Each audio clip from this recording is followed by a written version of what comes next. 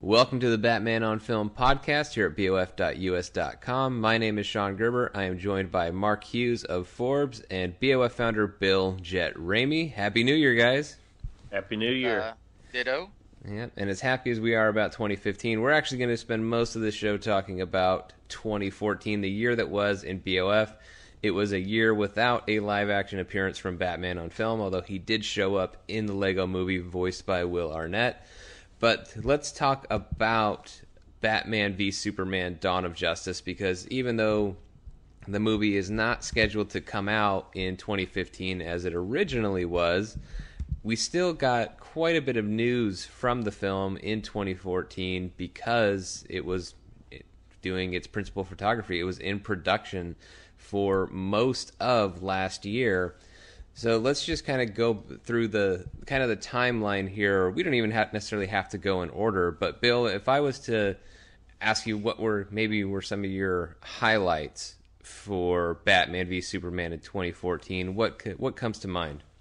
Oh, probably the two pictures of Batman, Ben Affleck as Batman. I liked a lot. It was cool to see the new costume, and then being at Comic-Con and being able to see the little footage they showed for the film, which was a surprise to everyone. I think we've talked about it before, but yeah, that I thought just those three things, just off the top of my head, is what my highlights were as far as in terms of that film.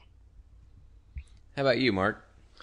I mean, no surprise. I'm going to say seeing the bat suit is up there on probably the biggest highlight.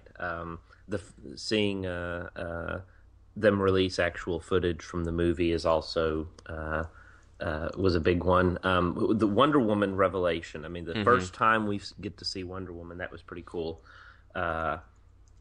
And just in finding out in general that this was going to be a film. I mean, it's kind of indirectly tied, but knowing that Batman versus Superman is the movie that's going to launch this whole a two-part Justice League, and that really it's kind of a three-film that they're leading into one another. So it's like this a really big, epic three-part trilogy of DC heroes with Batman in that prominent role like that. Yeah, I agree with the Wonder Woman revelation. That one, I've got to say maybe that could be the second biggest one for me. The biggest would have to be the footage debuting inside Hall H at Comic-Con, only because, like Bill, I was fortunate enough to be there. And I mean, just as I said when we recorded a reaction to that, just about lost my damn mind as soon as I always had the suspicion that we were going to get some footage at Comic-Con, which is part of the reason I camped out to get into Hall H on that Saturday. But to actually see it, this is the first time that we're going to have a cinematic feature film pairing of Batman and Superman, and this was the first time ever, and there can only be one first time ever where footage of that film, of that milestone in DC movie making, that can only happen once, and to be there for it was awesome. And let's be honest, most of you listening saw it anyway, whether you were inside Hall H or not. Bill and I just got to see Bill and I and everybody inside Hall H probably got to see like the better version of it, but most people ended up seeing it one way or another. But yeah, the Wonder Woman reveal was also big because I'm a huge sucker for firsts, and that's the first live-action cinematic Wonder Woman that we've seen. So it was a big deal to get that image at Comic-Con. I mean, that's really, while I was hoping for footage and thinking we might get some, I was really going to be content with going into Hall H. I thought if I just get to see the Wonder Woman costume from Batman v Superman today, I'm going to be happy. So getting that in addition to the footage was just crazy. But it was a huge year. The revelation of the title, the official logo. The logo, it's a great logo. I love it, but it wasn't a huge deal because it was not all that different from the logo that debuted during the Batman v Superman announcement at Comic-Con in 2013.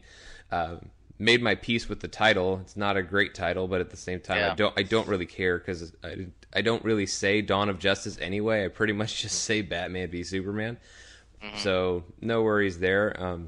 And then the DC movie slate, I think, at the end of the year to show, assuming all goes well with Batman v Superman, and it probably will. I don't see any reason for it to expect that it won't.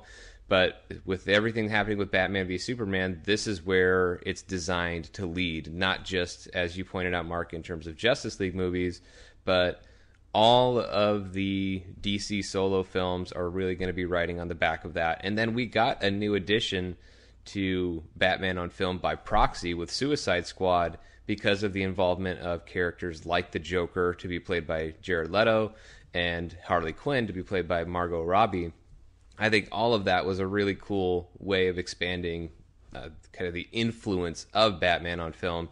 My only concern that came with that, as I would say on modern myth media shows, was that I just don't want Batman to be used to prop up everybody else, if that's kind of the intention. But I don't know, Bill, I don't think we've ever podcasted about the Suicide Squad revelation and the inclusion of characters like the Joker and Harley Quinn. So are you 100% happy and on board with that? Do you have any reservations with that as a Batman fan? Where are you at with it? I've for a long time have been a proponent of a Suicide Squad film. I'm a little, I don't know what the right word to use. Leery is not the word, but I guess curious, is how they're going to use the Joker. Three of the villains are Batman villains: Deadshot, Harley Quinn, and then Joker is the ultimate Batman villain. So I think there's a little bit of Batmanish in there. I mean, the idea of Batman, when you say Joker, you think of Batman. So clearly that is part of the draw. I guess my concern is how they're going to use the Joker. Is it going to be like a little bit like the animated film where he was like the main villain of the thing? Or I can't see him being part of the team. I don't know if they will go that route. Personally, I don't think I would like that.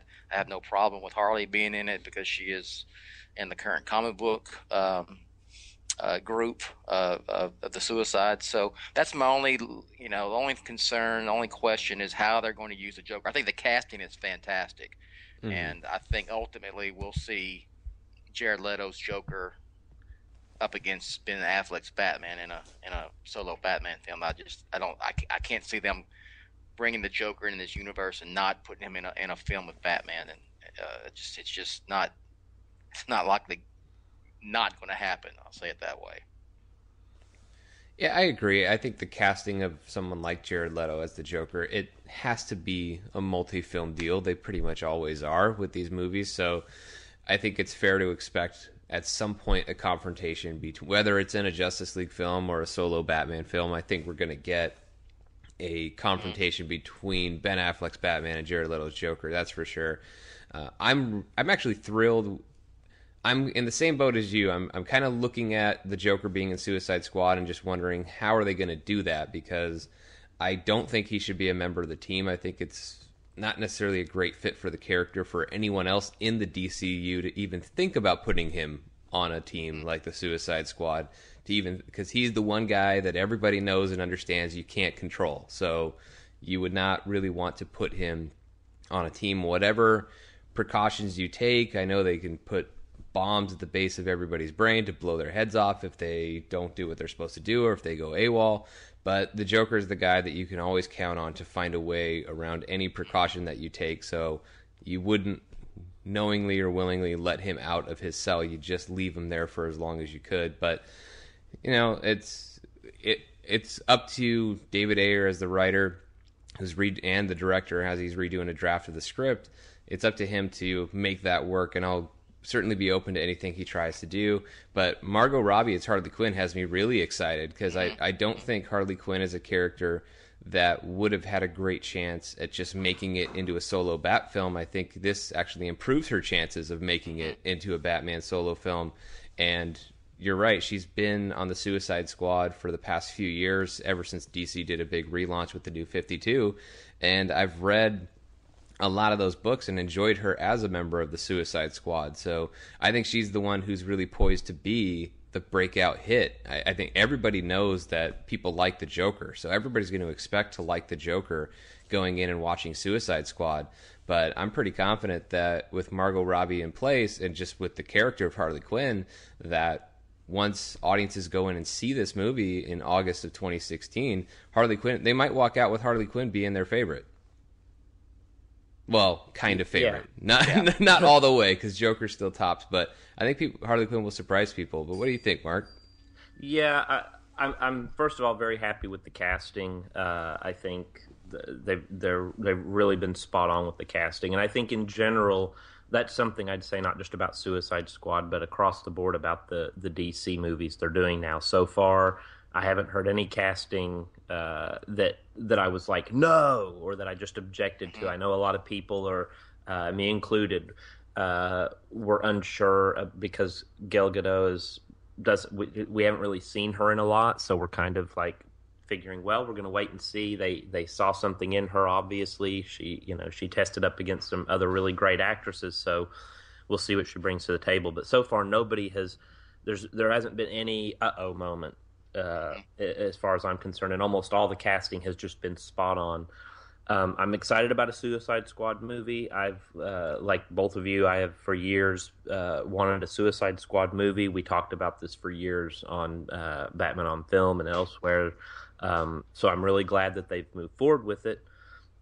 The Joker's inclusion, there's obviously a lot of ways to go with that. As we saw in the animated DVD, Assault on Arkham, he could just be a secondary player in theory. That said, I'll say that I have heard that he is not just a secondary character, that he's directly involved. And I've heard some other stuff too that makes me think they're going to have to walk a very fine line with how they get him into the team.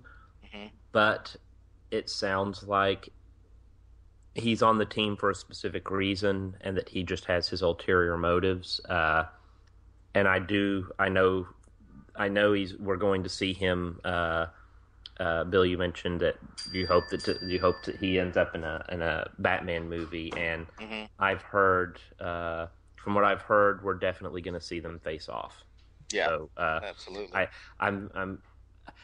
I know a lot of fans are going to feel like it's too early to bring the Joker back to screen. I know that there's going to be a lot of talk about that. But that said, I'm surprised we haven't seen more of that so far, with the announcement that the Joker was in it and that Jared Leto is playing the role. Twitter and social media didn't explode with the "no, never recast the Joker ever" kind of thing that I thought was going to happen. And I was really surprised because, we saw, you guys remember the online polls saying, or the online, what do you call it? They wanted people to sign on and say, don't cast anyone else as the Joker, petitions. Petitions. Yeah, the petitions. And that... that never work. That never work anyway. Yeah. Right. And it was just ridiculous, and I was surprised. I've been very pleasantly surprised that fandom... responded to this in a much more measured kind of mature way, and for the most part, I've seen mostly positive reactions to it. Probably so due to I'm hopeful. Jared Leto's casting. You think, Mark? I mean, it seemed like most people were behind that, thinking that was a pretty good move. Yeah, I think that was the key. Was that they showed they're going to do something different. They're not trying to just redo the Heath Ledger Joker. They're not. It didn't feel like stunt casting. They looked for a great actor who just won an Oscar, and who wasn't necessarily an easy get for this either, because Jared Leto has been a guy who kind of sits out. He'll take time off, and he has art projects and music projects he pursues. And before he was cast for this, actually, when they first started pursuing him, I wasn't sure if he was really going to sign on, because he had publicly said that he wanted to take some time off and to focus on art and some other things, and that it might be a while before he did another movie.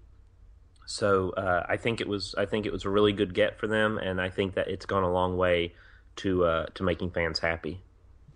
Let me ask you something, both of y'all, real quick, before we can move on to more Batman stuff. But I just get the feeling that Warner Brothers is really letting the filmmakers involved with these solo pictures kind of do their own thing. And that was something I kind of worried about, of everything coming from Batman v Superman and then ultimately Justice League, that the director and writers who would work on the solo films wouldn't have much leeway creatively. But it doesn't seem like that. I mean, David Ayer is he's running Suicide Squad, and it looks like the woman that they've hired for Wonder Woman is getting the same sort of leeway for that film. So what y'all's thoughts about that? I'm not surprised to see it. It's definitely more Warner Brothers style to just choose a director and let them roll with it. I mean, that's pretty much what they did with Nolan's Batman, obviously. But even if you go away from that, if you go to Superman Returns, I mean, Bryan Singer was pretty much allowed to do what he wanted, which didn't necessarily pan out so well. And then you have Green Lantern was probably the one time they tried more of a too many cooks in the kitchen result, and it didn't work out great for them. So I'm not surprised that they've now decided to pretty much stick with whatever it is that, or their original style, the style that they really bring towards the way they make all their movies, not just superhero movies. Warner Brothers has great relationships with some of the best and most notable directors in Hollywood, and their style is to just ride on the backs of those directors that they know can do a great job for them. So I'm not surprised to see what's happening now. I don't know if they're going to be able to do that with every single movie that they're planning to make, because it's a lot of movies now. I mean, it's counting Batman v Superman, it's 10 movies between March 2016 and June of 2020. So it's a long way to go, but I think there's positives and negatives with that approach, because sometimes you hit it out of the park because you find a guy like Christopher Nolan who delivers something as amazing and spectacular as the Dark Knight trilogy. But then sometimes you do end up with a Bryan Singer Superman Returns, or the example I like to use when people throw out just let the director do their thing and don't worry about it. An example I like to throw out is a movie I actually like better than most, but it never really landed as a hit. Ang Lee did pretty much what he wanted to do and executed his vision for the Hulk in 2003. And this is a guy who's won a Best Director Oscar twice. So I don't think anybody's going to say Ang Lee's not a good enough director to be allowed to do his own thing. But sometimes that happens, and they want to do something that, as a fan of the character from comic books, that you may not necessarily be as happy with, or may not necessarily be the best idea for that character, and won't work as well on film as maybe that director thinks it would. So it's an interesting Tim Burton's Batman. Yeah, it's another great example, right? Of letting a director just do their own thing. I don't think Ben Affleck is Tim Burton when it comes to him most likely taking over and directing a solo Batman film down the line. But as far as all these other DC films, I think David Ayer, looking at what he's done in the past with End of Watch and then Fury this year, especially Fury this year, I would say this guy, he's going to be fine with what you need for Suicide Squad. Wonder Woman with Michelle McLaren, I don't know, because even though she's part of developing it, she's not necessarily the one writing it, but at least she gets to be there from the beginning as they're putting together a script. So all these things can be very positive, but there is another part of me that says I do wish they had somebody who could kind of oversee the whole thing and who was really well-versed and very passionate about DC mythology, but at the same time also being somebody who's a savvy film producer to kind of help bridge the gaps creatively for the writers and directors, and also keep some level of continuity between these films. Because I think it's harder to do that than people think. I think people look at what Marvel's done and just think, oh, well, if you say all these movies are in continuity, then it all just works itself out. And no, I don't believe that for a second. I think Marvel's got really strong creative people like Kevin Feige who are helping to corral this whole thing. And I'm not saying Warner Brothers and DC need the exact same approach or the exact same structure, but I do hope there's somebody at the center of this who can kind of relay these movies between one another and make sure that everybody's making the best possible superhero films that they can, because I don't want to end up with a series of hits and misses where David Ayer nailed Suicide Squad, but then maybe somebody else misses on Aquaman. Yeah. Well, I think they've got, it's kind of a group, don't you think, approach with the Feige thing. It's Zack Snyder. It's Ben Affleck. It's by committee. It's Goyer. Yeah. And it's and probably Chris Terrio has some say into what's going on in the movies outside of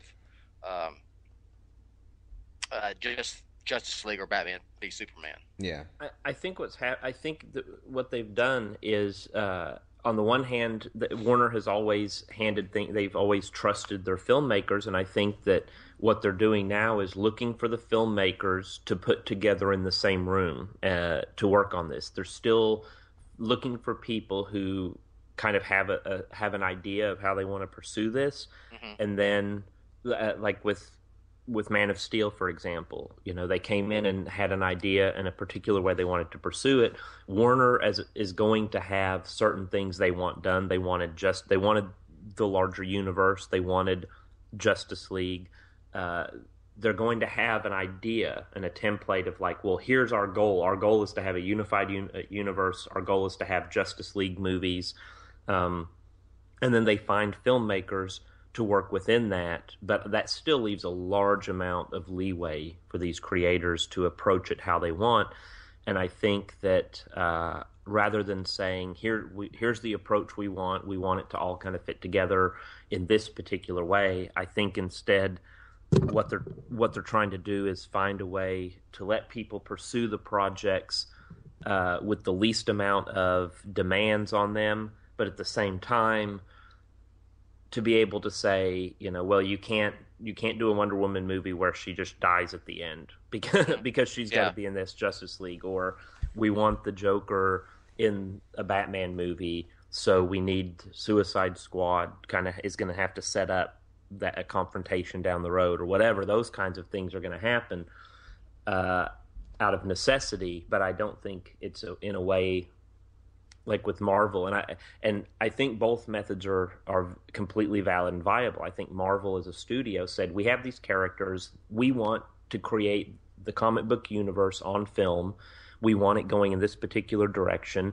Feige had an idea of what he wanted and the order he wanted this done in, and I think that's fine to have really creative producers who have a whole broader, bigger vision. Mm-hmm. Because, if you bring in one person working on one character film, they're going to bring a vision for that character, but they don't necessarily have a large vision for this world of other characters and how it all ties together. And I think that's what Marvel found in Feige. I think with Warner Brothers, they're more interested in each individual filmmaker finding that correct approach and then just putting them together in a room and saying, essentially the approach with DC Comics. They didn't start out like Marvel had a template and they had the Marvel way. DC had a whole lot of creative teams on a whole lot of these books, and they kind of found ways to make them work together and ways to let them do their own thing over here when they're alone, as long as they don't screw things up, and then bring them together when they need to bring them together, so to speak. Yeah, it really mirrors the history of DC Comics if you really look at it.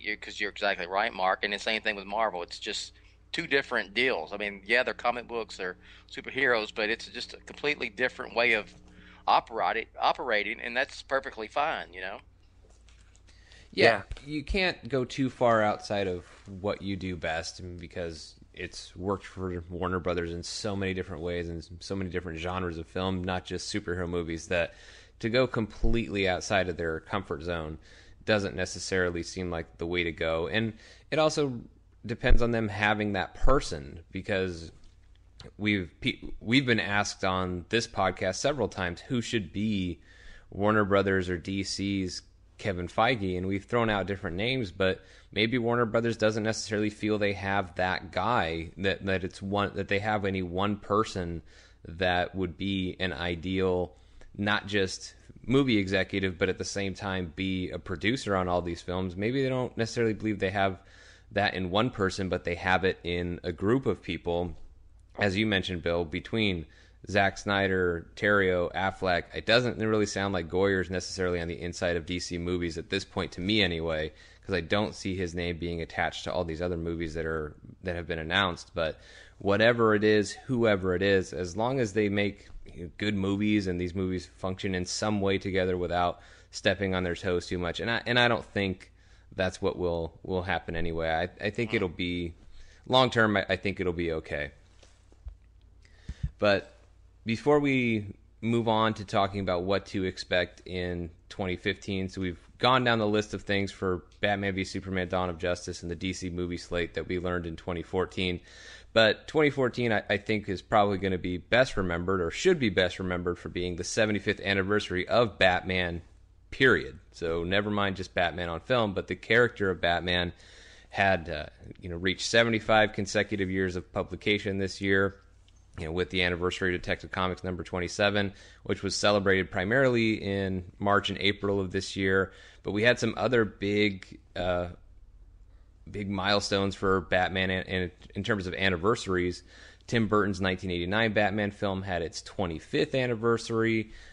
So tons of stuff going on with Batman 75 all year long. And I think culminating in many ways, since we didn't get a Batman v Superman trailer, I think you'd have to say kind of the culmination of all this was the Blu-ray box set release of the entire Batman 66 television series.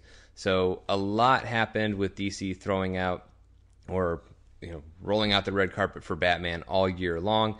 So, Bill, what were your highlights from Batman 75 this year? Or last year, I should say. Well, it was just the whole thing. I really enjoyed how much run Batman got in the mainstream media for his 75th anniversary.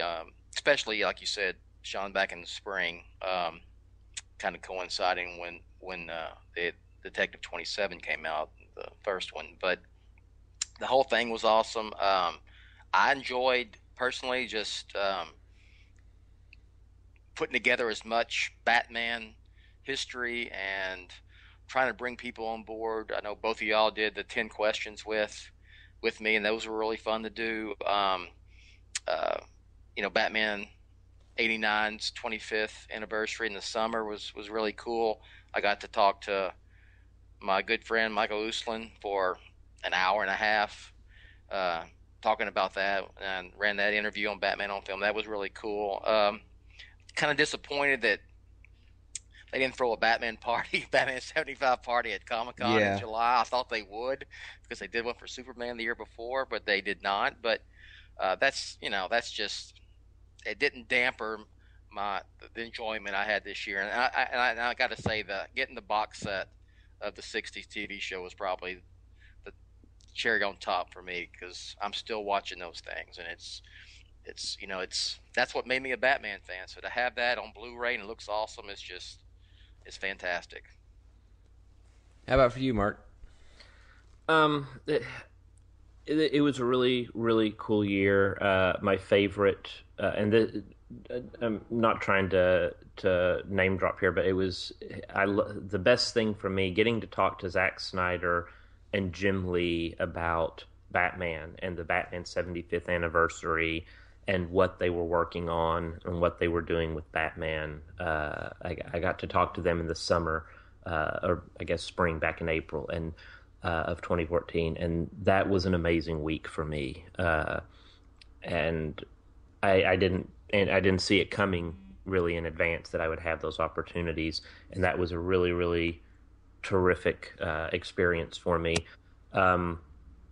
The comics, they really did some cool stuff in the comics. I really loved Zero Year and reading that Riddler story that Scott Snyder did was just incredible. I think it's the best Riddler story I've ever read, and I've always liked the Riddler, and for him to finally get this really great epic Riddler story that he'd always deserved. There's nothing, not to take anything away from other great Riddler stories like Hush and others, but this was really the one that kind of cemented him to me and made him, he's always been a classic Batman villain, but I don't feel like he hasn't had that many stories that really lived up to that kind of reputation necessarily. And this year he got that for the 75th anniversary of Batman. So that's really amazing to me. Having Batman Eternal and them launching the extra comics, that was really, really something special to have a weekly Batman comic like that. Also, again, from Snyder. And it's kind of been so twisty and turny that it can make your head hurt sometimes, but I like it. I like that about it. And then, of course, the release of the Batman TV show on Blu-ray and DVD. That is, like Bill, that I was a Batman fan as a little kid. My brothers were Batman fans and would read the comics to me before I started school even, and that's how I learned to read, was with Batman comics. And then that TV show, when it went into syndication, watching a live-action Batman, to me, was just... I mean, that cemented it. It was the first superhero that I really watched in live action like that. And seeing that, and the comics being brought to life that way, that show will always have that special place in my heart as the first time I ever saw superheroes come to life. And that, and as Kevin Smith said, it was the team up between Batman and the Green Lantern. It was like that was the first superhero team up too. When Batman and Green Hornet on TV, that was the first time we'd ever seen that. So there's just a lot of things about that show that stand out for me. And we all went through that period in our teens when the Batman TV show was not cool to like because it wasn't serious and we thought it was making fun of Batman, and we all resented it for some period of time probably, and then we become adults and we look back and are like, boy, I was an asshole as a kid, wasn't I, as a teenager? Exactly. That show was really great after all. And we go back to, and it's not just nostalgia for me, because I recognize, I always freely admit the nostalgia aspects if I like something, but separate from that show really had some great, the camera angles. The writing was could be really sharp and spot on. And as Robert wrote in his review when he kicked off the BOF's reviews of the show, that show is the comic books came to life in that show. Mm-hmm. I mean, that was kind of the first version of what Marvel did, really, as far as just trying to present comics from page to screen and as close to a direct transfer. And you can go back and look at that show and then look at the comics from the 60s, and boy, it's really just spot on. So this has been a terrific Batman anniversary year, I think. And then of course there was the footage of Batman and Superman that got to mention that too. Batman and got to face off against Superman. We got a glimpse of it anyway. So the only thing that could have made it better for me is if they had gone ahead and just put the new teaser trailer out there at the end of the year for everybody in theaters. But small thing, we'll get it this year. Yeah, I agree. Overall, I can't say anything negative about Batman 75. I think DC did a fantastic job with it. I mean, taking the whole year of 2014 and dedicating it to Batman and the 75th anniversary, like they did the year before with Superman, I thought was really great. And again, talking about Detective 27 and celebrating that as they did in the spring, I really liked the 25th anniversary of Batman 89. I know it wasn't necessarily its own thing because it was part of the whole Batman 75 celebration, but it was fun to look at a milestone anniversary for that film. Good call. And then everything at Comic-Con was a blast. They had different Batman costumes and cowls out there. I think another highlight for anybody who made it out there to go see it is the Warner Brothers Studio Tour, which you could still go see, is the Batman exhibit that they had. There's 2 parts to it. You go and you can check out all the Batmobiles, but then there's another room where you can go and check out costumes from the previous movies. And that was a highlight for me because I was lucky enough to see a lot of the Nolan stuff before, because in 2012 they did that Dark Knight Legend exhibit and they started it in LA, and then they took it around the country after that. So I had seen a lot of the Dark Knight trilogy stuff, the Joker costume, Bane costume, and the various Batman costumes and on down the line. But this was my first time getting to see costumes in person from the original 1989 Batman. I mean, getting to look at a Jack Nicholson Joker costume, the stuff from Batman Forever, from Batman Returns, even Batman and Robin. As bad as that film is, I can't say that I didn't enjoy seeing Arnold Schwarzenegger's Mr. Freeze costume, because it looks cool. It looks better in person than it did on film, so maybe that's why they thought it was a good idea. I don't know. But a lot of that was just a ton of fun, and you can tell that Warner Brothers benefited from it because it's still up. It was originally just something that they had thought about keeping for the summer, and then they kept it all the way through the end of 2014, and now it's still there as part of the studio tour, and I think it's a huge boost and a huge attraction now for the studio tour, so it's probably not going anywhere. And they hopefully can just now add to it over time with whatever they can get from Batman v Superman, Dawn of Justice, and on down the line. And then the Batman 66 Blu-ray box set was huge. I mean, it was something where it wasn't even like a purchase decision. It was like a mandatory, Sean, you have to have that, or 8-year-old Sean is going to come kick you in the balls and you're going to deserve it. Like, that's what it was. So having that box set, I mean, I'm staring at it now as we're recording this podcast. It's huge. It's the thing that you always dreamed of because it's never been available altogether in a way like this. Never mind how beautiful it all looks in high definition, but it's just never been available because of Fox owning the show and Warner Brothers owning the rights to Batman. We've only been able to get the movie from Batman 66, and then of course whatever illegal downloaded copies or whatever that I never really got into for Batman 66, but to now have it all in this beautiful box set, it's great. I mean, it's the reason that the three of us are here. It's the reason that so many Batman. It's the reason why so many people are listening to this show. I think for more Batman fans than anyone else that I know of, and maybe it'll change a little bit for the next generation. I don't know, but for most people, in our age ranges, like it's how they got into Batman, and for me, it's not just how I got into Batman; it's how I got into superheroes. Period. So this whole genre that I love, not just this one character, but everything that ties into it through this same superhero genre, it all goes back to Batman 66. And if that show hadn't hooked me, maybe something else would have, or maybe it wouldn't have. Maybe I would have got into something else, but this was my original draw. And it still has that power, though. I mean, I've got a nephew who's 4 years old, and actually prior to being 4, when he was only 2, he was in love with Batman 66 reruns. So he was watching it, and that's how he got. Now he's a little Batman fan, and that's how he got into it. So 40, 50 years later, it's still drawing in new fans, and I think it's going to have the power to do that all over again as dads, grandpas, whoever are buying and watching this box set, and the kids or grandkids are over, and they're now going to be exposed to it.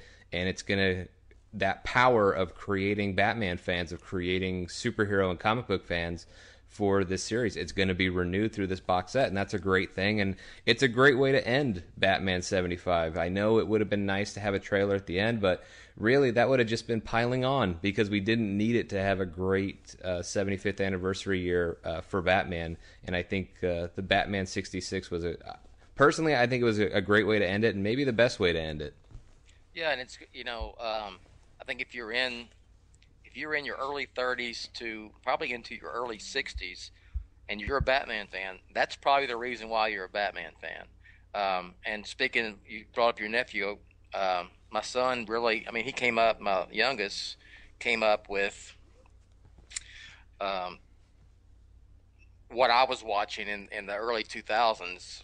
The Nolan films really is what brought him into Batman and so forth, but he's mesmerized by the 60 series on Blu-ray, and he's 13 now. And speaking of 8-year-old Sean, 6-7-year-old Bill was couldn't stop pushing that button to play on the outside of the box set that plays the theme song. So, so yeah, it was just the whole thing was awesome. Yeah, it really was. It was an awesome 75th year for Batman. So let's look forward now into 2015, and this is where I'll start throwing in some questions, because we do have a few questions related to Batman on film in 2015. Let's go from the first one from Chance Pates. It is now rumored that the Batman v Superman trailer will be shown with Mad Max when it comes out in May.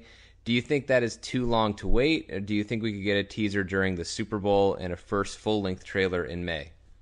You are not getting a Super Bowl spot. No, don't even think about it. Yeah, that's not going to happen. May. The film comes out in March, so you're talking about a 10 months before. Probably. You got Jupiter Rising coming out in February, which is a Warner Brothers film. Mm-hmm. I think those are the two best bets if you're going to tie it to a Warner Brothers film. I know there was talk. There was scuttlebutt by putting it with the Hobbit in a few weeks ago, and I know Mark, he may be able to speak to it better than me why they didn't do it, but it's ready to roll. Just waiting to see when it happens. Yeah. It's coming early, and it's going to come early this year. I don't know if they'll wait till May. Could be with Jupiter Rising in another month and a half. So we'll see. Mark, I mean, like I said, you may be able to speak to it better than I can. Yeah, what a lot of people don't understand, and a lot of fans got mad, and they thought, well, there was going to be a trailer. There was supposed to be a trailer. There's this teaser trailer's finished, and the teaser trailer, when we talked about this for the last month, Warner Brothers, however great we feel like they're doing on the movie side of things, as far as the marketing goes, I personally feel like there have been some slip-ups and some bad choices made here and there about how to roll certain things out. Mm-hmm. It has not always maximized the potential that was there to make things a little bit bigger, a little bit more event. And I know there was some discussion about whether it was too soon, whether or not it was going to, everything from... The impression I got was that we were going to see the trailer by the end of the year. That was kind of the sentiment. That it's a teaser; it's not a full trailer, but that the sentiment was leaning toward that, and that The Hobbit. I mean, between now and next summer, there's not really a film that's going to have as many eyes on it as The Hobbit. That they had a chance that a Warner Brothers film to attach the teaser to get a lot of eyes on it and generate the maximum buzz.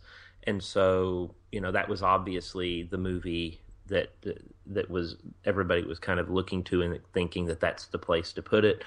I think that at the end of the day, they have been very conservative on their marketing, and I think they decided it was too early and that they didn't need to, and that it will have more impact to release that trailer within next year. There'll be a shorter time frame with more content being released, and that will help them maximize the reaction from fans, and that it will put it all closer together. And if they had released a teaser in December, they probably would wait until summer before we got anything else as far as another look at the film. And that releasing it in December and then going 5 or 6 months without showing something else wouldn't necessarily let them capitalize on the buzz and ride the coattails of each release, of each new announcement. So I think we're going to see something. And again, this is speculation about the release period of time. All I know is they have it ready. The discussions were about whether to release it in December or hold it till the early this year, and that it looked like releasing it was the dominant sentiment, but obviously that didn't happen, and that I was wrong to think that it was going to come out by the end of the year. Now we'll get something before summer, and then in summer we'll get something else in summer. So, and there's going to be announcements. something people need to remember is that along with this film being made, they're developing these other projects, and Yeah. some really big decisions have been made recently about what's going to happen, about who's going to be in what film, and when that information comes out, it's going to really hit, and fans are really going to have big reactions to some of this. There's some things that when it comes out, what's really going on, a lot of people are going to be very happy with. It's going to surprise some people. I think we're going to get some things sooner than people anticipated, and with that kind of thing happening, that's a lot of information that's coming out in the next 12 months. And the next, actually, I guess 14 months until the film releases. But just this year, 2015, is going to be a huge year for DC announcements. So I guess they decided there was no reason to release a teaser in the end of 2014 when 2015 is really going to be the year that we're going to see all of this start kind of blowing up everywhere. And I think that's a great point, because if a teaser had come out in December and Warner Brothers wasn't ready to make some other announcements to really kind of keep them, to sustain the momentum that would naturally come from a Batman v Superman teaser, to put it on by itself on an island 15 months out from the release of the movie. Certainly a Batman v Superman teaser, no matter when you release it, you can release it at 3 a.m. on a Tuesday and it's going to be a big deal.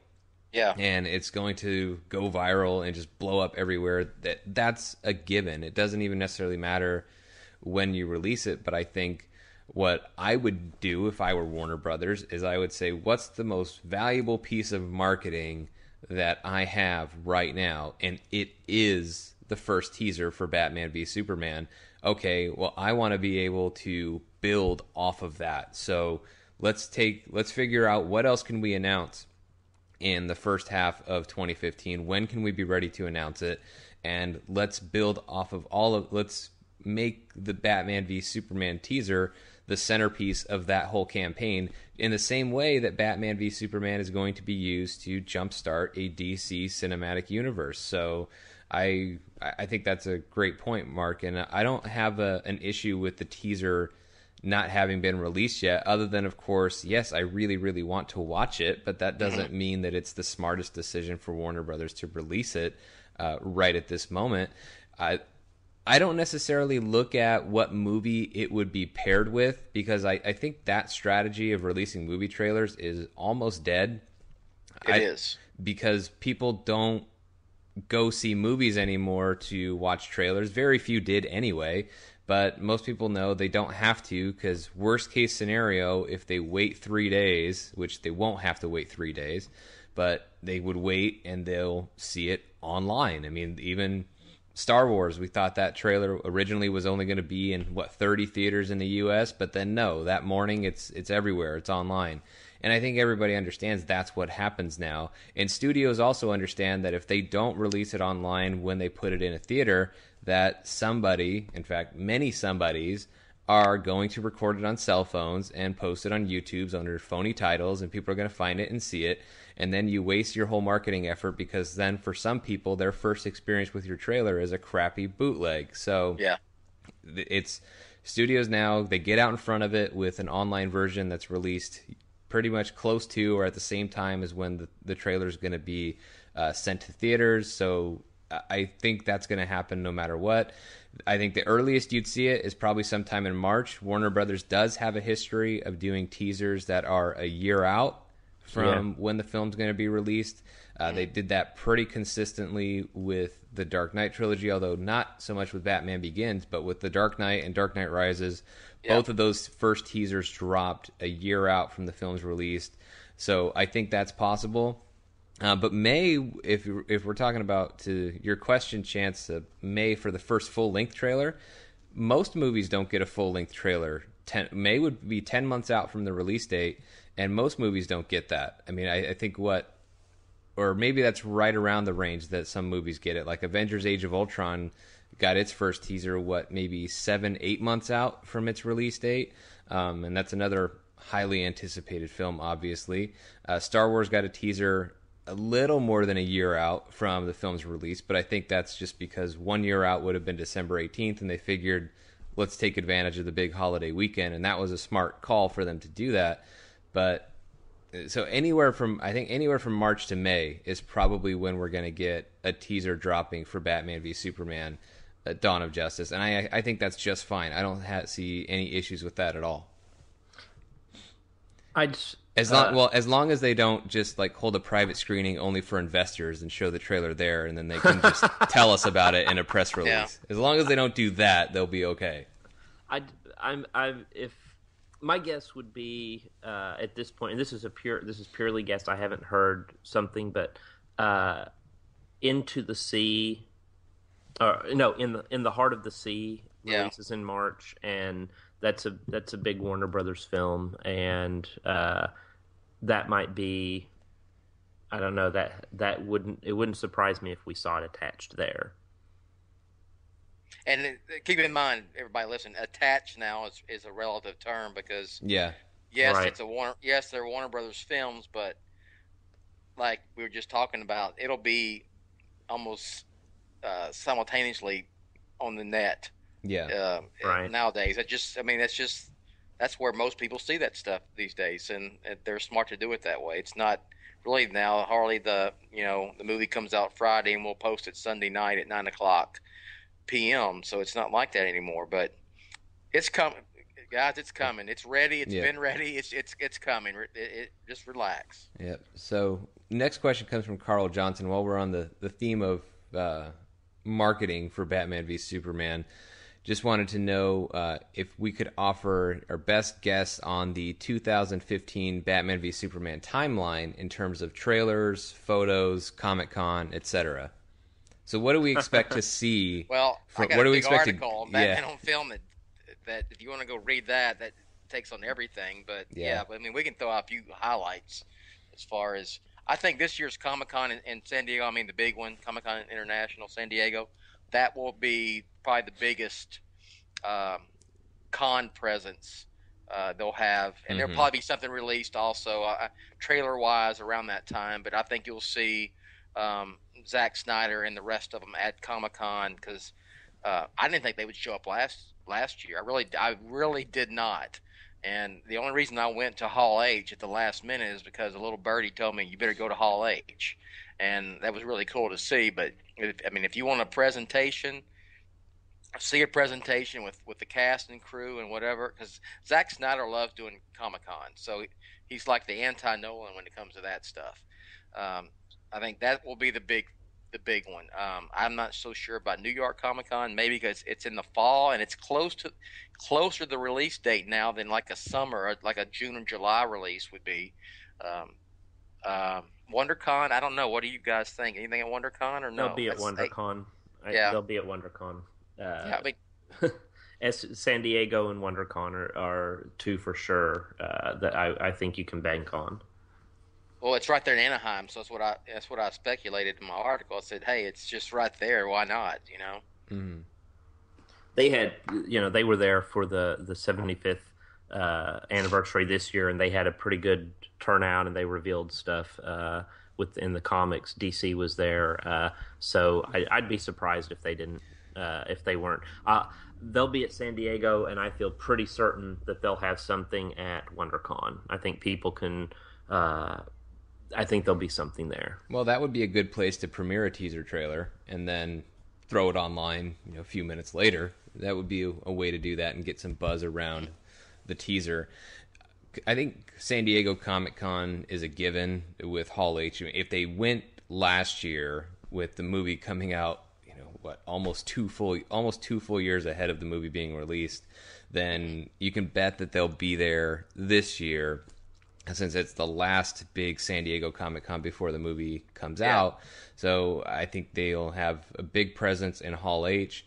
I think you'll probably get more than whatever teaser trailers are out by that time. I think the fans inside Hall H will get footage that will have not been shown anywhere else, and some film and stuff that maybe won't be shown again until another trailer would be released maybe late in 2015. So I think if you're planning to go to Comic-Con and wondering if you should camp out for Hall H, my recommendation would be, if you want to see new Batman v Superman content before anyone else, that it might be worth your while to do it. I would fully expect to get more of that. And I think that's because that's kind of what you have to do now at Comic-Con, to show footage. Because if you think about it, for both DC and Marvel, they've both already made the biggest announcements they can make in terms of what movies they're making and when. All that's left now is really casting announcements and maybe some character announcements to say, okay, well, this character, as you were alluding to before, Mark, this character will be in this film with these characters and so on. But those announcements, while they're big and while they're fun, that's not as big as saying you're getting this movie that you didn't know you were going to get, and it's going to be out in this year. So I think the biggest thing that you can do now is actually show stuff from these movies. So I think when you look at Hall H, you'll probably get the first footage, it won't be the first footage from Batman v Superman, but you get new footage from Batman v Superman, and I think you'll probably see the first footage from Suicide Squad, actually, which I know was not necessarily the BVS timeline, but you're going to get it. If you haven't already seen Jared Leto's Joker by then, you will see him at Comic-Con. I think you'll probably get Leto's Joker before that, actually, because they'll be filming, I think, April is when they're currently set to start production. So it's either somewhere between April and June, I'm not sure, but I'm pretty sure it's April. So if they start production on that and they're going to be filming outside, then if Leto's Joker is going to be outside, then they'll have to get out in front of it. But they were able to hide Wonder Woman all the way until Comic-Con, so I won't be surprised if they're able to do the same thing with Leto's Joker. So we'll see what happens there. As far as everything else, whenever the teaser drops, I think you can expect the first official one sheet to come out right around the same time. So that's still going to be, I would imagine, usually a year before the first. Yeah, exactly. So I think it'll probably be in conjunction with the teaser. So anywhere from March through May is a good bet for the poster. And then I think we'll probably get a second trailer probably sometime. It depends how much they show in the teaser in terms of when we get the second trailer. If it's just a teaser that shows barely anything, then we'll probably get another bigger trailer sometime in the summer, and then a final final trailer either late 2015 or early 2016, and then we'll see what happens there. But I think it's going to be spread out as the year goes along. There's going to be plenty of new little pieces of Batman v Superman to enjoy. Let me throw this out to you both. What Toy Fair is next month?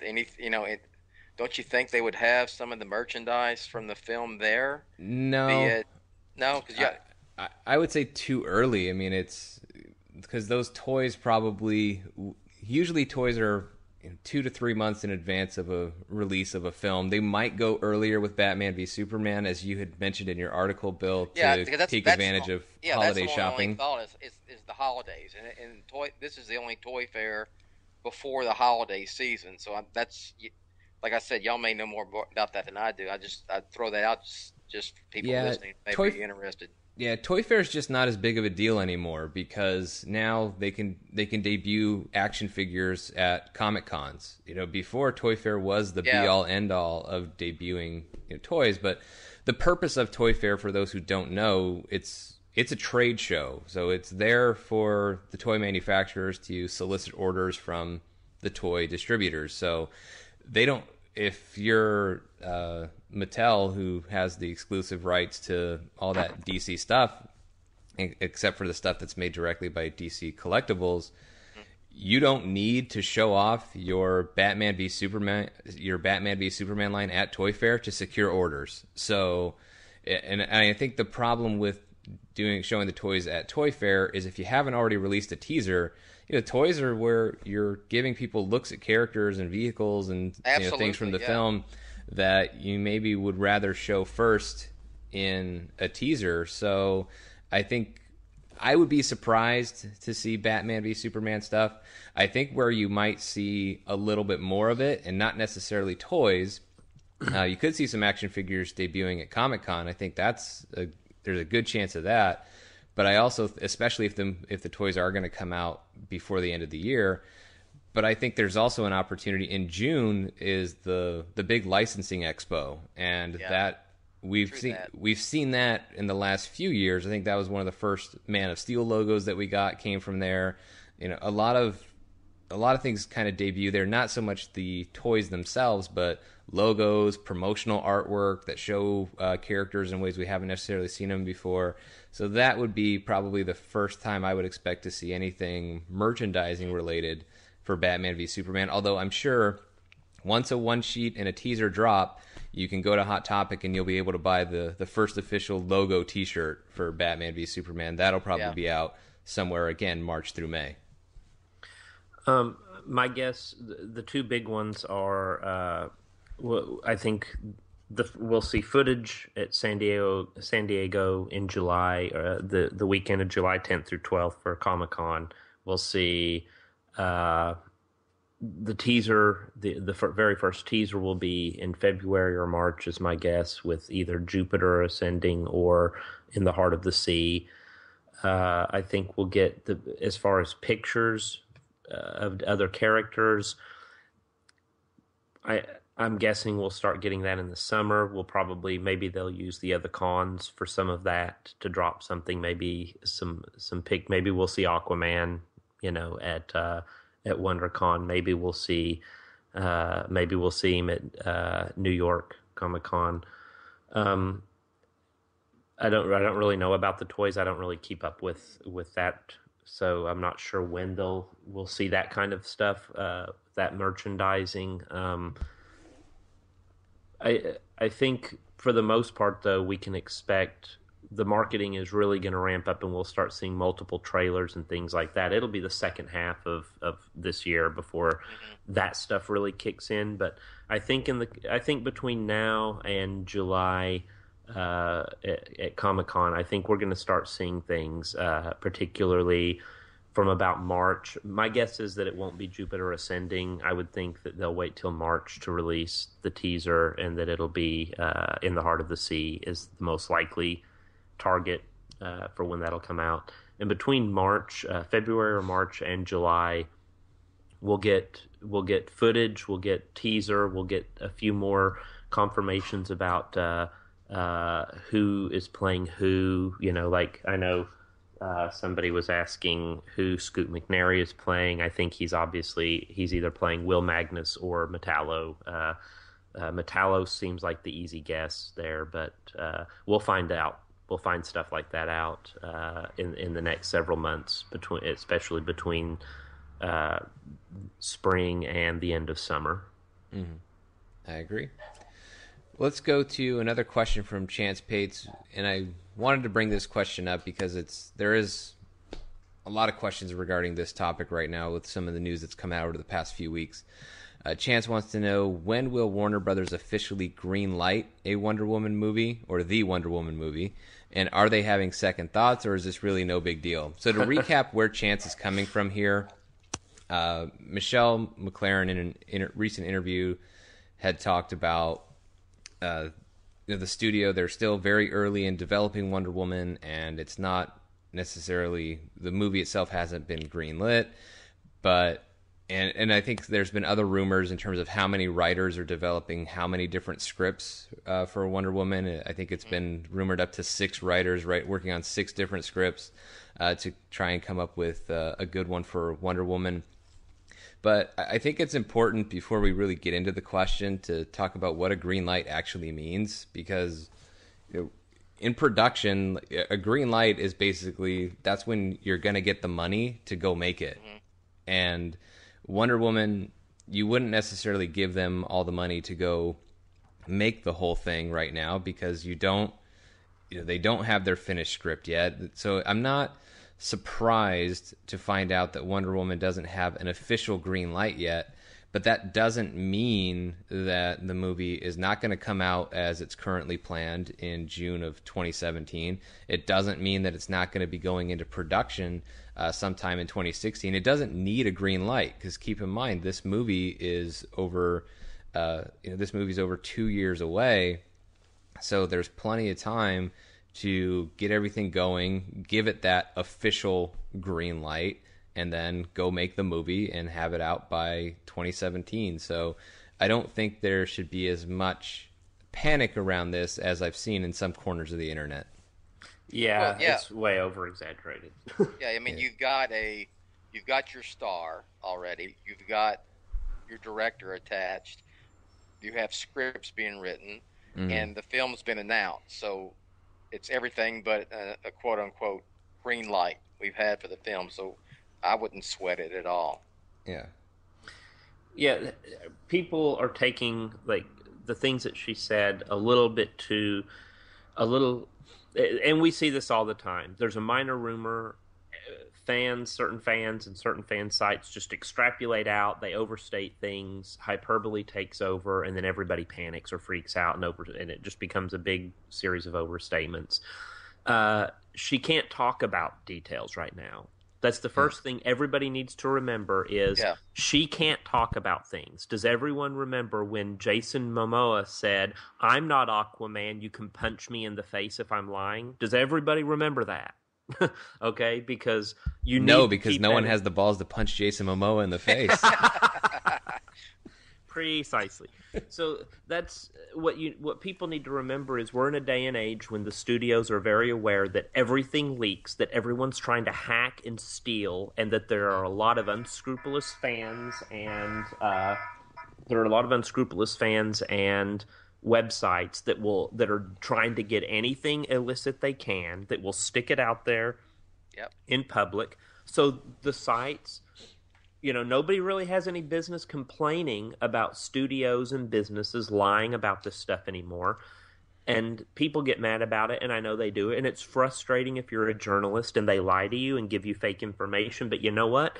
If all of our fellow writers and fans weren't out there doing their best to steal everything and to put everything out online and so willing to take anything that's stolen and to post every secret and every image that they can get, if everybody didn't behave that way and act entitled to it, then the studios wouldn't act entitled to lie to you. So if you don't want to be lied to and you don't want people to treat everything like it's a huge state secret, Warner Brothers is notorious for keeping everything so tightly held. Well, you know what? They do that because of everybody's behavior. If you don't want them to do that, don't behave in a way that makes them have to do that just to keep their business secret until they're ready. They have plans for all of this, and you're going to screw everything up if you feed into that whole mentality of entitlement to have everything you want whenever you want and steal everything. So back off, and you won't have this problem. But if you don't back off, they're going to lie to you, and you deserve to be lied to if you're among those fans and sites that behave that way. So when she comes out and says, I can't really say anything, that's the thing you need to pay the most attention to, not flip out and say, Warner Brothers is second-guessing Wonder Woman. They're not second-guessing Wonder Woman. There's going to be a Wonder Woman movie. They've hired a director. They've hired a writer. The question is getting a script that they say that script's ready for us to give you $100 to $200 million to go do something, and then we're going to wait a few years to get the money back. That's why they have not greenlit it yet, because there's nothing yet to greenlight until they have a script. And really, for all anybody knows, they might already have a script. We just found out they hired this writer. We just found out they hired the director. But it takes a long time sometimes for this information to get out. We've all seen that. We know that we're kind of behind the curve on a lot of this stuff sometimes. Sometimes the rumors that you hear, oh, there's a new rumor out that says they're doing this. That information might be half a year old, people. Yeah. You might be hearing something that's outdated, and that's why it's leaked out, because it's not a big secret anymore. So now it's filtering through the studio.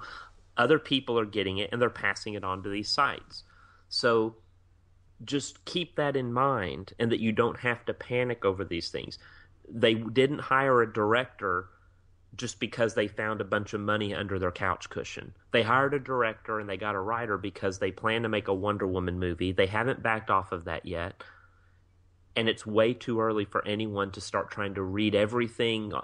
You're trying to read tea leaves based on a whole lot of exaggeration at this point. So, no, all she was saying is, I'm not going to talk about this when you ask me questions about it. It's a big secret. We haven't even got started yet. We don't even have a check in hand to begin filming. So everybody just calm down. That's what she was saying. That's all she was saying. No, I agree. Much Here, ado here. about yeah. Here. And I mean, don't complain when you go visit these sites that give you that sort of bullshit, because that's the problem.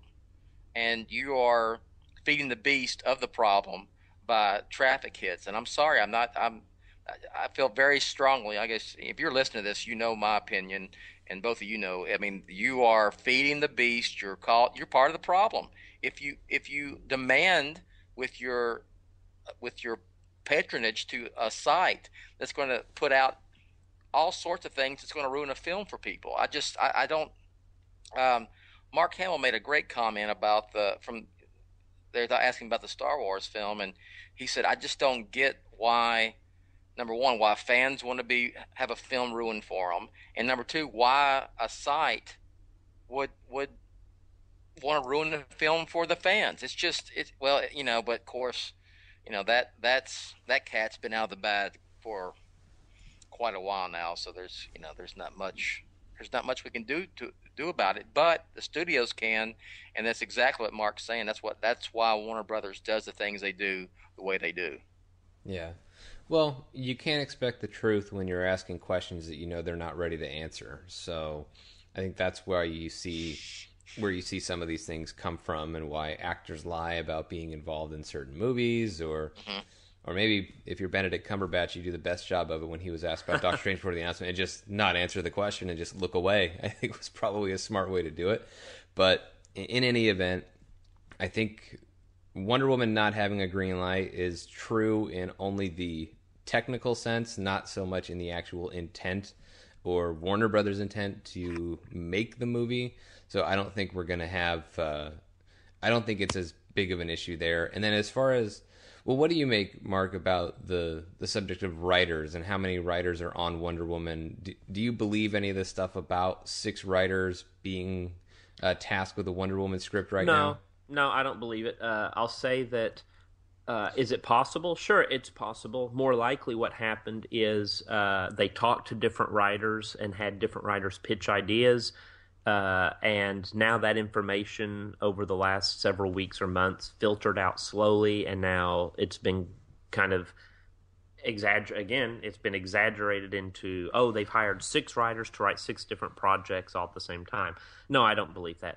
I think it's possible that, and I don't think there's anything wrong with the studio saying, we're trying to find the right approach. We're going to go to 6 different people, 6 different writers, and have them pitch their ideas or come up with an idea or a concept. I don't think they've hired 6 writers to write 6 basically spec scripts about Wonder Woman for the studio, and then that they're just going to try to pick the best one out of those. I think they approached multiple people and then decided which writer they wanted to actually move forward with. Mm-hmm. And I think they have that writer, and that they're going to move forward with that writer. And I think the rest is all just bad, exaggerated information. Yeah.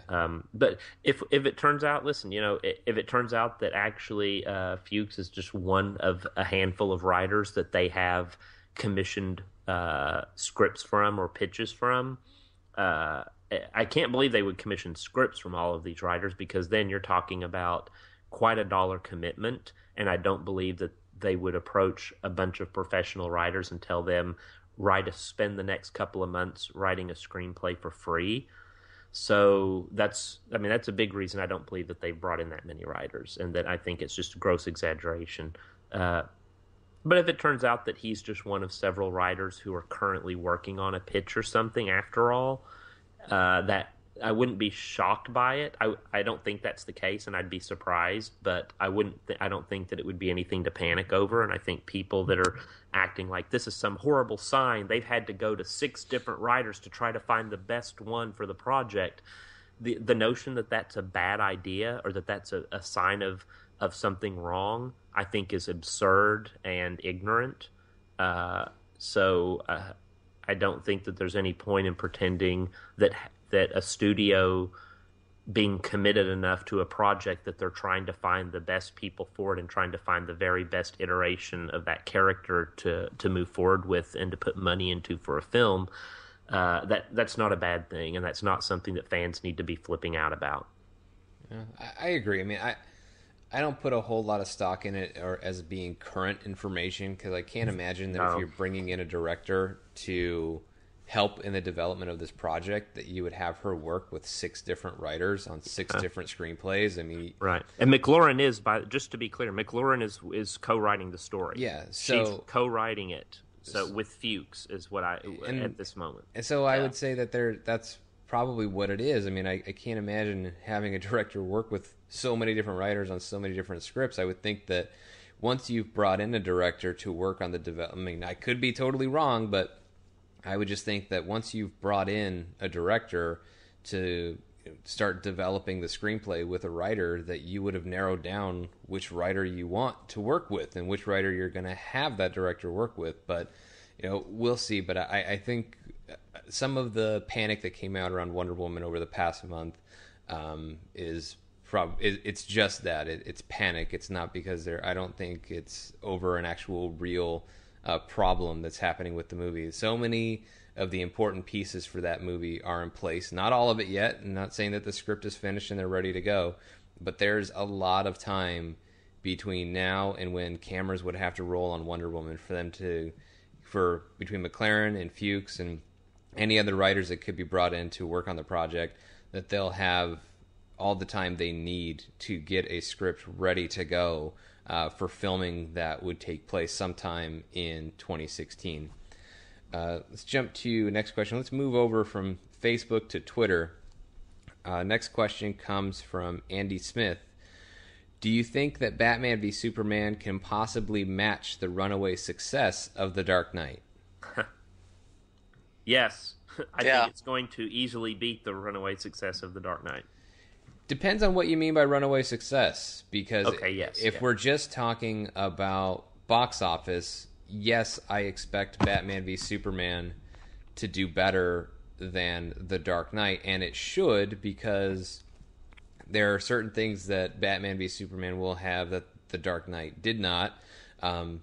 Batman v Superman will probably get, in all likelihood, a 3D release. Batman v Superman will be released in more IMAX theaters than existed when The Dark Knight really kind of kicked off the IMAX trend, or not that they were the first ones to do it, but the first ones to use IMAX cameras for principal photography on a feature film. But there's more IMAX theaters now than there were back then, and also the global box office. Theater expansion throughout foreign territories is huge compared to what it was when The Dark Knight came out in 2008. And 3D still does very, very well in the international box office. There's more theaters in China, way more theaters in China than there were when The Dark Knight came out in 2008, and including IMAX theaters showing the film in 3D. So I fully expect that Batman v Superman, if Batman v Superman Dawn of Justice does not make more money than The Dark Knight or even The Dark Knight Rises, it's because something went wrong and the movie wasn't as good as it should have been. If this movie is decent to good, it should be able to eclipse what happened with what we saw with The Dark Knight. Now, if we take runaway success and make it about more than just money and start talking about the whole pop culture phenomenon and whether or not people will love the movie and rave about it as they did on The Dark Knight, that's just too hard to call without actually seeing the movie. I would just say that part of it is a lot harder because we all know how highly revered The Dark Knight is and should be for how great it was. Will Batman v Superman be one that is talked about for Best Picture the way The Dark Knight was? Maybe, maybe not. But so I think it just comes down to, for your question, Andy, how exactly you define runaway success. If it's just box office, yes, Batman v Superman should be able to catch and surpass The Dark Knight. If it's just the overall joy and elation that people had with The Dark Knight, from general audiences to diehard fans to movie critics and even some award-giving bodies, that is going to be much tougher for any superhero movie to match, including Batman v Superman. Yeah, it's going to be tough to beat that pop culture phenomenon. I mean, I've only seen it twice in my life, and that was Batman '89 and The Dark Knight in 2008. And I know there's been some comic book films that have made lots of money, the Avengers and so forth. But I've never seen anything like that but twice. And it did involve Batman, so Batman's involved in this. We'll see. But those things just don't happen. That kind of It's lightning in a bottle. Yeah, it is. It just doesn't happen. It's not. You can't. It's not prefabricated. You can't make that happen. Right. It just happens. So, yeah, I agree with you both. I mean, I think it's going to be a success at the box office. But yeah, I mean, I don't think it's going to have the kind of run, the kind of a cultural phenomena. I don't think, frankly, it'll have the kind of critical acclaim that that The Dark Knight had. And I'm just guessing based on how critics are and so forth. So, but we'll see. You know, I'm pulling for it. I mean, I'd love to see it happen. It'd be great. Yeah, I would say financially, and this is we're speculating and everything, but let's be realistic. It's in the age of Avengers movies and the dominance of superhero films. This film would have to be like Batman and Robin bad in order to fall short of being one of the highest grossing superhero films. It's like Sean said, you know, the IMAX ticketing, the 3D ticket pricing, Batman is in it. It's the team up of these superheroes. It's going to take the idea of the superhero team up, and it's obviously a much darker and more adult kind of approach to the material. So I think I don't. Again, I'm always reluctant to try this far out from a film to guess box office, but I cannot imagine a scenario in which it makes less than the overused $1 billion success marker, you know, and that's really overused, and I complain all the time about that, and here I am being a hypocrite using it. But I don't. There's no world in which I don't imagine it's going to do $1 billion to $1.5 billion. I think we're looking at Avengers numbers, and marketing wise, the Dark Knight movies did not have a lot of merchandising as far as particularly toys. Yeah, I think that's going to completely change with this. Now, as far as critical success, I think it depends on how good it is, because when you look at The Dark Knight, look at The Avengers, they were both huge critical successes in very different ways. I think what we're looking at with this movie, with Batman versus Superman, could be a mix, kind of a crossover between the more serious critical acclaim for being a serious movie, and for trying to do something different with the genre, and then the critical acclaim that comes with just the pure big action spectacle of the superhero genre, where I think that The Dark Knight did do something different and something that people felt like they hadn't seen before. Whereas in this case, you've got the uniqueness of Batman and Superman together, but as far as doing something different in the genre, a superhero team up that is serious and adult in nature. Well, the X-Men franchise has been doing that for, well over a decade now. So it's not going to bring that. It's not the first to bring that to the table, really.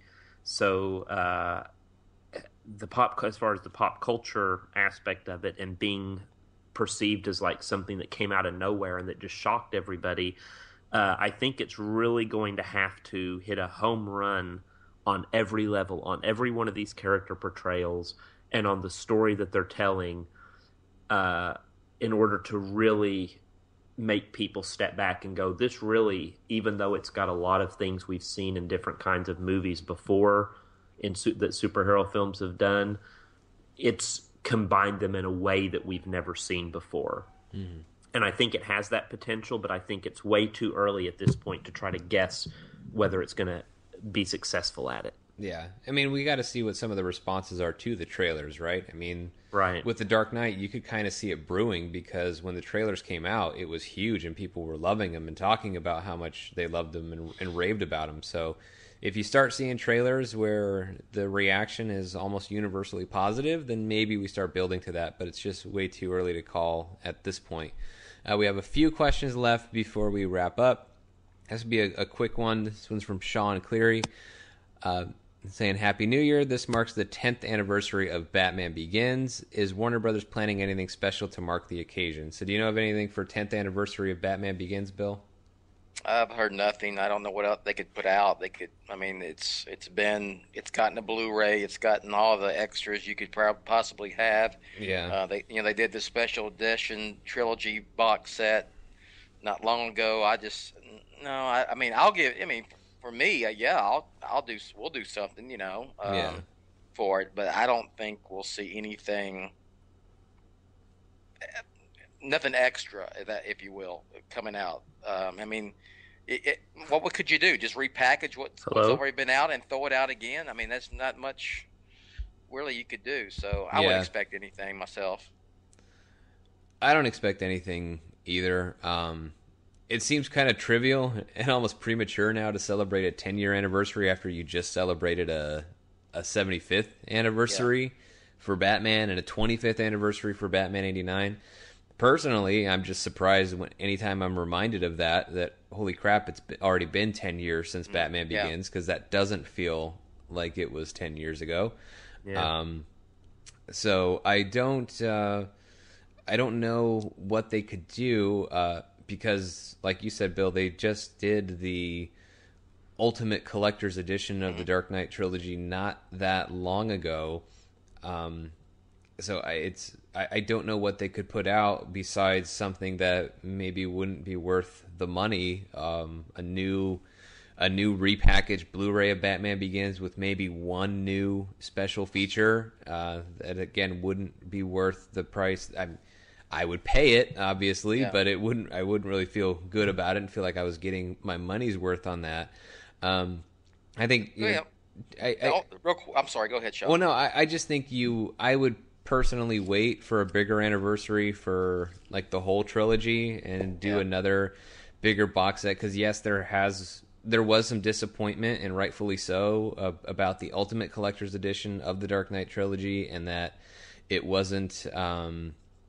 Didn't necessarily have all the special features that people would expect, because it just took the special features from the existing Blu-rays, added one documentary to it, and called it a day. So I think there's definitely more that you could do, but I would prefer they do that for the whole trilogy. There could be a remastered Blu-ray for Batman Begins, or remaster it in 4K or something like that, but I don't necessarily think there will be too big of a deal made of Batman Begins 10th anniversary. But yeah, I mean, certainly we can do something on Batman on Film, a new commentary track for it, a new roundtable for it. There's plenty of ways we can celebrate it. They're not going to want to, because well, go ahead, Bill. Real quick, I was just going to say for both y'all, I think the only thing that those three films lack that I would personally like to have included, and I think a lot of people would, is the Nolan commentary. Yeah, I agree. And maybe that's something that will be done down the line, not for the 10th anniversary of any of those three films, but I think that's, we didn't get that. That's something that can be done, and maybe one day Chris will come back and revisit those three films with a commentary track. I would like to see, well, first I'll say I don't think that they're going to do much. I think that they'll say, it's the 10th anniversary, and they might find some way to repackage and do a release, but they're not going to make too big of a deal out of it. And I suspect one reason for that, besides the fact, well, the first reason is they don't have a whole lot extra to add. Right now, Nolan isn't going to sit down and do a commentary track, and they still are working with him and don't want to piss him off, so they're not going to say, we're going to release one that has the deleted scenes, which I think that's what most fans of the movie and most mainstream audiences, if you ask them what's the thing they'd like to see in a new release of it, across the board, people want to see the deleted scenes, especially from The Dark Knight, for example. And I think we'll get that eventually. And personally, I know, a lot of, on the one hand, I respect that it's his films and that he released the version he wanted, and I can artistically understand all that. But as a guy who watches the movies and as a guy who loves these movies, do I want to see the other scenes? Of course I do. I love deleted scenes. I love watching them. Sometimes some great filmmakers like Ridley Scott, I love his movies, but it's also true that a lot of what's left on the cutting room floor can be great stuff that I might think, wow, they should have included that in the movie. But I think the real reason that we're not going to see a big push for the anniversary is we've got a new Batman coming, and it's hot on the heels of the other Batman. So they are doing their best right now, and I don't think it's meant as a slight against Chris Nolan, but just realistically, they've got a new product to sell. Absolutely. So they're not going to be out there reminding everybody to rewatch and think about the previous one from a few years ago. It's not in their best interest to do that. Yeah. They want to focus on what's coming ahead right now. And I think Chris Nolan gets that, and I think that he probably supports and might even have slightly had a hand in telling them, you need to just not use my name as much and not just keep pushing what I've done. You're moving forward with this character. You need to do something different and kind of break that connection a little bit.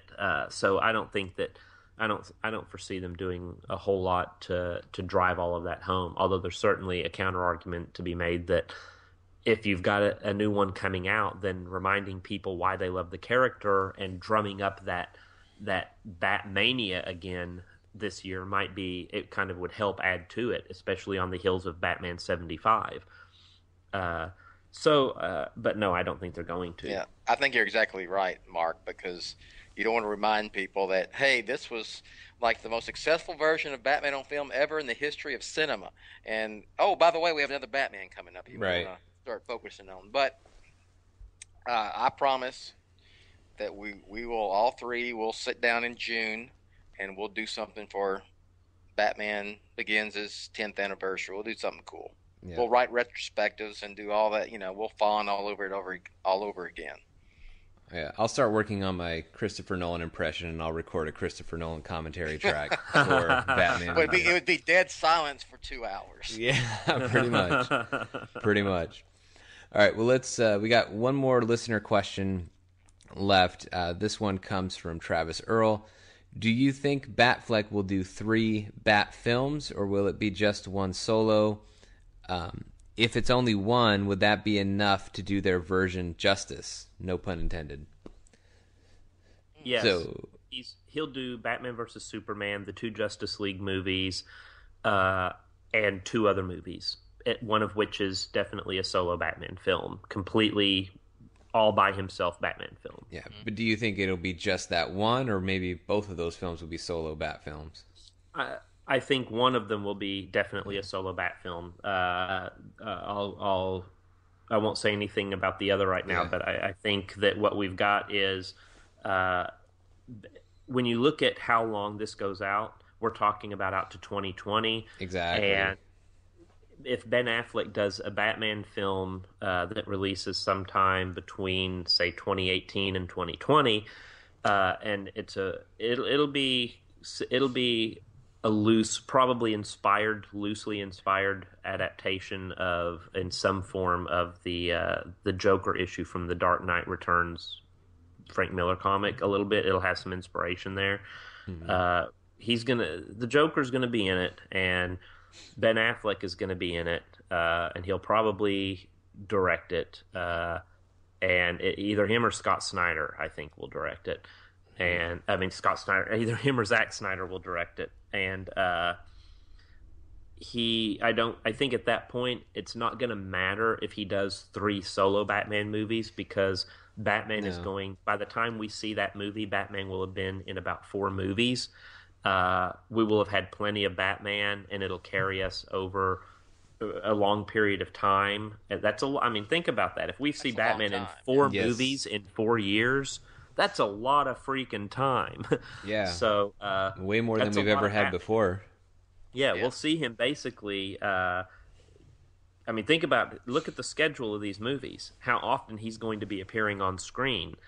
just the ones you know about for sure, assuming, including a solo Batman film by 2020, there's going to be plenty of Batman for Batman fans. Ben Affleck will have played the character at that point more than any other live action Batman actor in a feature film. He will have been Batman more than any other person that's played him in these movies. So you'll have had plenty of Ben Affleck Batman, and at that point he'll decide, does he really want to or not? He'll still be in his 40s at that point. Ben Affleck will. So who knows? He'll be closing in on 50, though. He might decide, hey, it's time now. Maybe they'll have him hand off the cowl to somebody else for a while. Maybe Dick Grayson, or maybe we'll see some version of the Batman Beyond kind of stepping in. Who knows? But I think at this point, Ben Affleck is signed on for enough Batman films, and we're going to get at least one solo Batman film out of him for sure. And ultimately, there's going to be another incarnation of the cinematic Batman. Yeah. So, I mean, it's just going to happen. But, yeah, I mean, I think I'm not going to go ahead and just rehash what Mark said, but, yeah, I mean, you're going to see him in Justice League 1 and 2. You're going to see him in BBS. You're going to see him in solo Batman film and probably something else. And I'll throw this out. Because I've been asked this a lot. You think he shows up in Suicide Squad, or he's just mentioned? I go for they're going to mention Batman, not Ben Affleck actually show up as Batman in the film. Yeah, Bill, I think it's always fair to speculate, Batman showing up in any of these DC movies.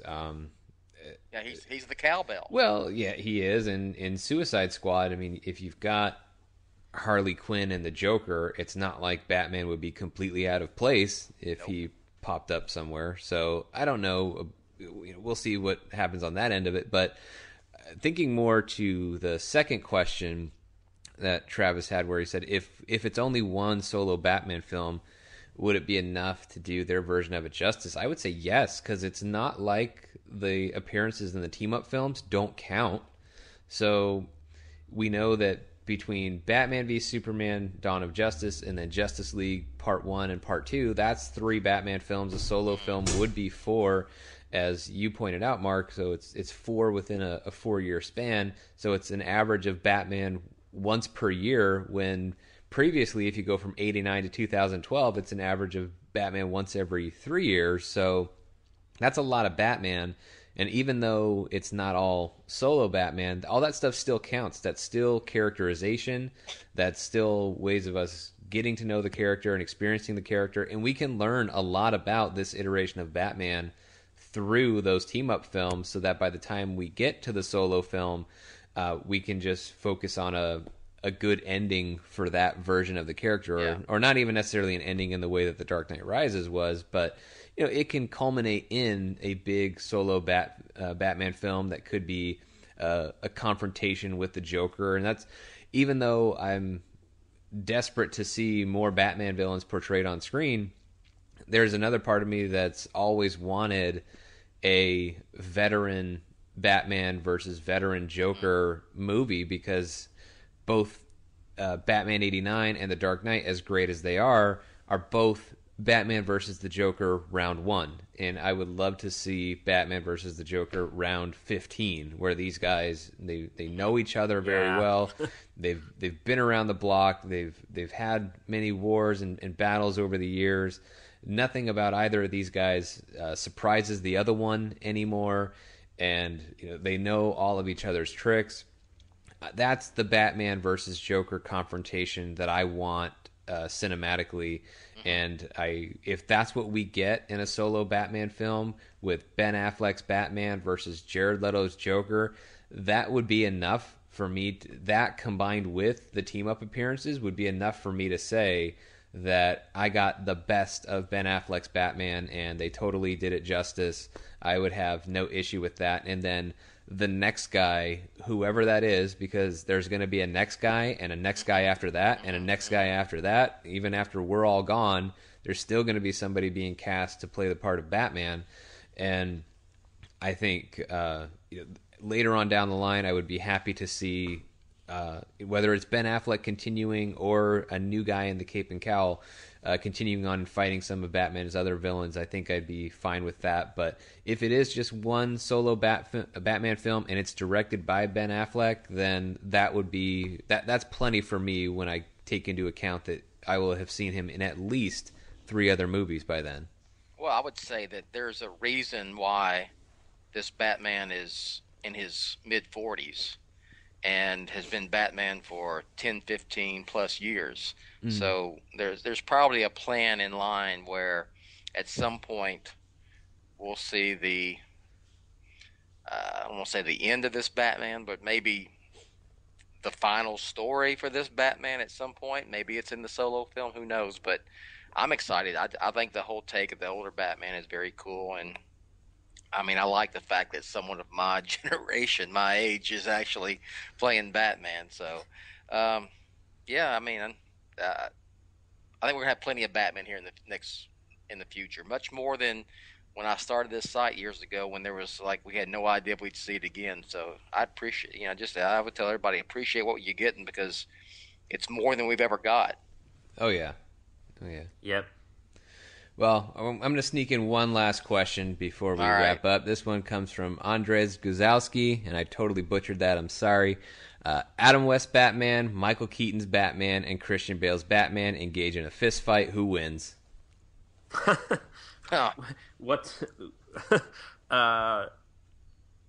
Christian Bale's Batman? Just straight up ass whipping? Yep, just straight up. Bale. It's those 3 guys in a bar just fighting in their capes and cows. Who's winning? I'm sure he's digging for something clever to say. I can't come up with something witty enough to satisfy his question. But if Adam West could throw enough punches and fill the air with the giant text balloons where the others couldn't see him, then he could at least kind of duck out the door or something. Yeah. Well, see, here's my thing. If it depends on which cowl is Bale's Batman wearing. Is he wearing his Dark Knight cowl or his Begins cowl? Because if he's wearing his Begins cowl, then Adam West is going to win because the other 2 can't turn their damn head. Yeah. So exactly. Yeah. West is just going to go behind both of them, beat him over the head with a chair, and that's going to be the end of the fight. So you have to give an edge from Adam West in terms of maneuverability because he's just got his little spandex suit. Like he can do whatever he wants. Keaton and Bale are going to be pretty limited in their Batman costumes, but serious answer, I would have to go with Bale's Batman because he certainly demonstrated had the opportunity anyway to demonstrate the greatest overall fighting skill between those 3 iterations of Batman. West was straight up kicking and punching, or for the most part punching. Keaton was able to get one punch or kick off at a time and then seemed to have to reset before he'd have to do anything else. Meanwhile, Bale's Batman was able to just kind of power through. So, serious answer, Bale's Batman, unless, of course, again, it's in the Begins cowl, and then you have to give the edge to Adam West Batman. Of course, and then after that, they'll hug it out and then go to the Go-Go Club that was in the Diddle Diddle first 2 Batman episodes, and the West will have a milk, and the rest probably Keaton and Bale will probably get sloshed. So how about that? They'll all end up as friends. Yeah. All right. So we'll let's wrap up and close this off by just really quick. I'll throw it out to you guys. Kind of what are your? It seems like we were all pretty happy with Batman in 2014. What are your hopes or expectations, or what would you consider a good year for Batman if we were doing this show, a year from now? What are you hoping to have seen in 2015 that makes you feel confident about where the character's headed in 2016 with an actual movie coming out? Well, let's just take into account that I already know all the marketing and the pictures and the trailers and everything is coming for Batman v Superman, so I'll leave that out. I would like to know that another animated TV series is coming. I think that's missing right now. And I think that Batman is kicking ass in the comic books. I mean, the stuff that Scott Snyder is doing in Batman is tremendous. So I think the comics are in good shape. I hope that continues on. But for me, I want another animated series. I don't care how dark or light it is, but I think Batman needs to be back on TV and animation. Yeah, that's a good one. I think the thing for me is with Batman versus Superman is kind of the big thing in entertainment. Gotham is on TV right now. I'm not sure, I'm not sure how it's going to do this year and how long it's going to be on, but I wouldn't mind seeing a really good a new animated series or something. But my focus with Batman is going to be the comics and Batman versus Superman. So I just really want to see the marketing for this film do what it needs to do to kind of, this is a new Batman. It's a Batman in the comic book world. It's a Batman whose costume looks fantastic and I suspect is going to be the best live action costume we've seen for Batman on film. So I just hope that the marketing does a good job of getting the public really excited for this, and that what we see from the film makes me hopeful, which I already am, but I hope it increases my enthusiasm for this film and puts any lingering doubts to rest for people and for fans in general. In the comics, I hope they keep doing what they're doing because I love it so far. I've been very pleased with it. Right now, I feel like all the Batman titles are on the right track. As long as Scott Snyder and Greg Capullo are still doing Batman by this time next year, I'm happy. That's already a win in the comic book column for me. I agree with you, Bill. I hadn't even thought of that when I asked the question, but you're totally right. I think Batman in animation is something that I would like to see really come back to the forefront. I would even love to see him revive Batman the Brave and the Bold because that show worked. God. Yeah, I love that show. I think they prematurely ended that one to go back to the darker Batman for Beware the Batman, which I know you liked it, Bill. I was not as I was not as big of a fan of Beware the Batman, and I wasn't really surprised to see that it didn't catch on and didn't last very long. So going back to Batman the Brave and the Bold, or in the spirit of the Batman 60s television series, I think DC in general, from when it comes to animation, I think they're missing the boat. I think they're preaching to the converted with these PG-13 direct-to-DVD releases. I think this is all for people who are already DC fans, and I think DC, I think it's not necessarily a huge issue right at this moment, but I think DC is putting themselves at risk of losing an entire generation of fans that Marvel is reaching out to with animated shows, several animated shows now. They're continuing to add more on Disney XD, and whether it's video games like the Marvel Infinity, the Disney Infinity and Marvel Infinity games. Like, I feel DC has an opportunity to introduce its characters to fans at a younger age by giving them content that is accessible to them. So I hope that if we get another Batman animated show, that it doesn't necessarily have to be strictly for kids, but I would like to see something be very accessible to a younger audience. As an adult Batman fan, I've got comic books and movies. So if animation is something that can be geared a little bit more towards hooking younger fans and getting them into Batman, then I would be all for that. So I hope to see at least, I don't think we'll have a new show by the end of the year, but at least know what direction Batman in animation is going by the end of 2015, I think is a good goal. And then I'm right there with you, Mark. I just hope that whatever we get from Batman v Superman Dawn of Justice this year, I just want it to look good. I want it to keep me excited for the movie, but I also just really want it to get everybody excited for Batman v Superman Dawn of Justice. I mentioned it when we had that Dark Knight question earlier. I want to see that reaction where when the trailer comes out, people are raving about it. I don't want to see, not that ultimately, yes, my own personal opinion counts the most for me, but I want to see that people are enjoying and excited about the DC cinematic universe and about this new chapter of Batman on film. So I want to see people loving what happens with Batman v Superman. I want it to be I want the footage that comes out in trailers, the posters, all the marketing, the photos. I want it to be so good that very few people question it, that most people are able to get on board with this upcoming film. So I hope that as when we close out this year of 2015, that it's just all about the last 3 months of ramp up to Batman v Superman, and everybody's on board, and it's just a matter of riding that train out to its destination. Mm-hmm. That's what I would consider a successful 2015 for Batman.